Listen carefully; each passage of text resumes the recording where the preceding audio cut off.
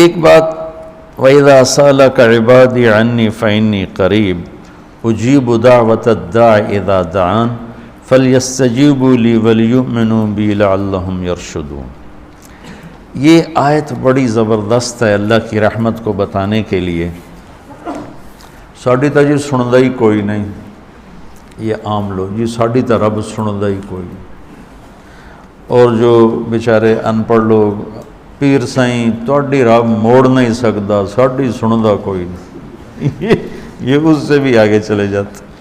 او بھائی اللہ بڑا بے نیاز ہے، جس کی چاہے موڑ دے، جس کی چاہے سن لے، لیکن رب سب کی سنتا ہے، یہ یہاں بتانا ہے۔ وَإِذَا ان نہیں، ان شرط ہے اور اذا ظرفیت ہے، تو ان کی بجائے اذا سے ایک دم اللہ کی رحمت کا دروازہ کھلتا ہوا نظر آتا ہے۔ اذا سألک عنی پہلے ہونا چاہیے، عبادی بعد میں ہونا چاہیے۔ جب میرے بارے میں میرے بندے پوچھیں، اللہ کو صحابہ نے سوال کیا، یسألونک یسألونک یسألونک، کتنا قرآن میں ہے، یسألونک عن المحیض قل هو اذی، یسألونک عن الانفال قل الانفال للہ والرسول، یسألونک عن الاہلہ قل ہی مواقیت للناس، یسألونک عن الیتامى قل اصلاح لہم۔ جتنے بھی صحابہ نے سوال کیے وہ آئے ہیں یسألونک، یہ آپ سے پوچھتے ہیں، ٹھیک ہو گیا؟ تو یا حبیبی یا محمد قل، آپ کہیے، یہ جواب ہے۔ یہ سارے قرآن میں طرز ہے، کوئی 14 کے 18 دفعہ یسألونک کا لفظ آیا ہے۔ صحابہ نے سوال کیا، اللہ کدھر ہے، قریب ہے تو مناجات کریں، دور ہے تو زور سے پکاریں۔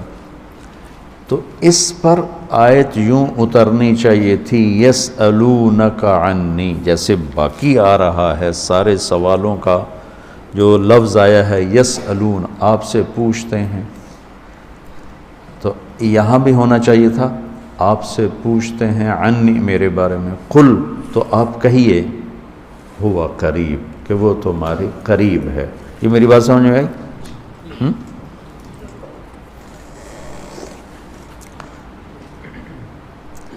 یہاں اللہ تعالیٰ نے وَإِذَا سَأَلَكَ، یسألون کا مطلب ہے کہ ابھی یہ جواب ہے، بعد میں بدل سکتا ہے۔ یسألونک عن کذا قل ہوا، تو یسألونک اور قل ہوا میں حتمی نہیں ہے، ابھی یہ بات ہے، کل کو بدل بھی سکتی ہے۔ اذا کا مطلب ہے کہ یہ ابدی جواب ہے، یہ جواب قابل تبدیل نہیں ہے، یہ آگے جو جواب آئے گا وہ ہمیشہ کے لیے ہے۔ اب سنو، وَإِذَا سَأَلَكَ عبادی عنی، اپنے آپ کو بعد میں ذکر کیا اور اپنے بندوں کو پہلے ذکر کیا۔ اذا سألک الناس المؤمنون، یہ آ سکتا ہے نا، العباد، اذا سألک العباد، کیا کہا عبادی، اللہ کو یہ سوال اتنا پسند آیا، اللہ کہ تم تو ہو ہی میرے بندے، میرے بارے میں اپنے آپ کو بعد میں ذکر کیا اور عبادی کو پہلے ذکر کیا۔ اب میں ایک مثال دیتا ہوں، آگے جو فإنی قریب، میں پوچھتا ہوں مولوی شاہد صاحب سے کہ مولوی عدنان کدھر ہیں، تو مولوی شاہد صاحب کے ذمے ہے جواب دینا کہ جی یہ بیٹھے ہیں، ٹھیک ہے نا۔ میں پوچھتا ہوں مولوی شاہد، مولوی عدنان کدھر ہیں، تو مولوی شاہد کے جواب دینے سے پہلے مولوی عدنان کہ جی میں ہوں، کوئی فرق ہوگا؟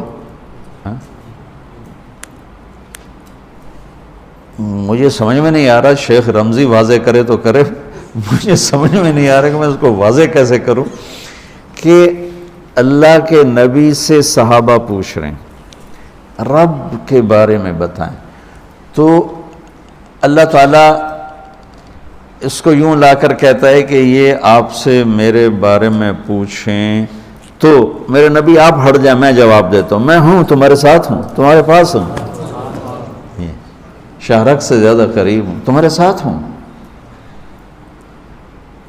تو کیسے کہتے ہو کہ میں تمہاری سنتا نہیں؟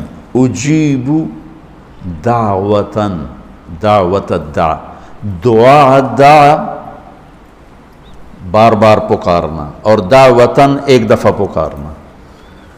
اللہ اس آیت میں کہہ رہا ہے کہ جو زندگی میں جس نے مجھے کبھی ایک دفعہ بھی پکارا ہو، میں اس کی دعا پر بھی لبیک کہتا ہوں۔ یہ نہیں کہ میں نہیں میں سنتا ہوں، تم سنانے والے بنو۔ ہم تو مائل بکرم ہیں، کوئی سائل ہی نہیں، راہ دکھلائیں کسے راہ رو منزل ہی نہیں۔ کوئی مانگنے والے تو بنو۔ اور میں قربان جاؤں، اس نے مانگنے کے لیے تقوی نہیں مانگا۔ کتنی عجیب بات۔ اللہ کو پتہ ہے ہر آدمی تو تقوی والا نہیں ہو سکتا، نہیں، اور ہر آدمی علامہ بھی نہیں ہو سکتا، تہجد گزار بھی نہیں ہو سکتا ہے، نمازی بھی نہیں ہو سکتا ہے۔ ایک کام ہر آدمی کر سکتا، اللہ نے وہ لگا دے۔ مسلمان ہونا بھی نہیں لگایا، مسلمان ہونا بھی، ہندوؤں کو کوئی اور رب دے گا، ان کو تو اللہ ہی دے گا۔ تو میں قربان جاؤں، کہتا امن یجیب المضطر اذا دعاہ، بس مجھے آنسو بہا کے دکھا دے، پھر تو ہندو ہے، سکھ ہے، مسلم ہے، عیسائی ہے، آ جاؤں گا، میں آ جاؤں گا۔